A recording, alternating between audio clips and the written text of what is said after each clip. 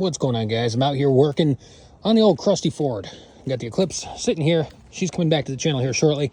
Now that the weather's nice and we're outside, this little thing has been giving me some trouble. It's been making a lot of noise, and I bet you guys can probably guess just by looking in this area right here what I'm changing out.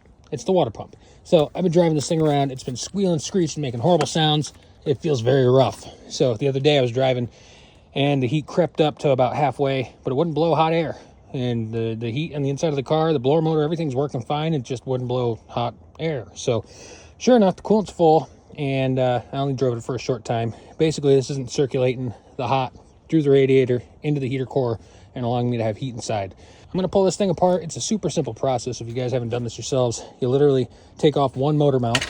This one right here, it's just a few, what were they, 15 mil bolts, 15s and 18s. Get the access down here. You throw a jack underneath it with a board on the oil pan. It's the only motor mount you got to remove. You got to take out your overflow jug. You don't even have to dump it. You just have to take it out and lay it over someplace.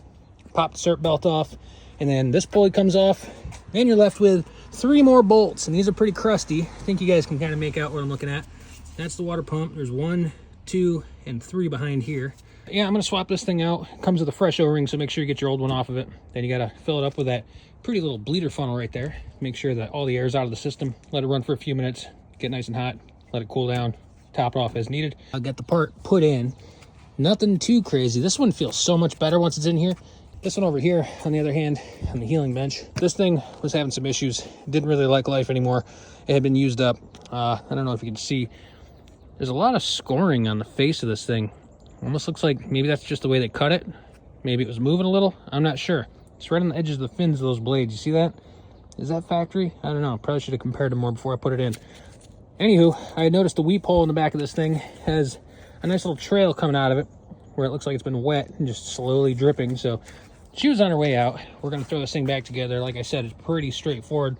What are these 5/16 bolts, and the rest of the stuff is just literally I used that set of sockets there and some box end wrenches because I don't have my deep wells. You're definitely going to want some deep wells for these other big pieces of hardware for the motor mounts. Like taking this thing out, kind of a pain, but you can do it if you put your mind to it. So we're going to go ahead and throw this thing back together, bleed the cooling system.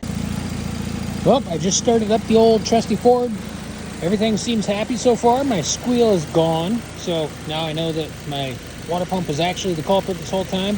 You know, sometimes you just throw some parts on and hope that you're doing the right thing, and yeah, this was it. We're going to bleed the system out, and then I have to go down and start working on TIG welding up my OEM fuel rail with some -6 AN fittings. So I'll see you guys shortly with that. Got to get a valve cover gasket, spark plug seals, all that fun stuff, and we'll keep after it. We'll see you guys in the next one. Take care.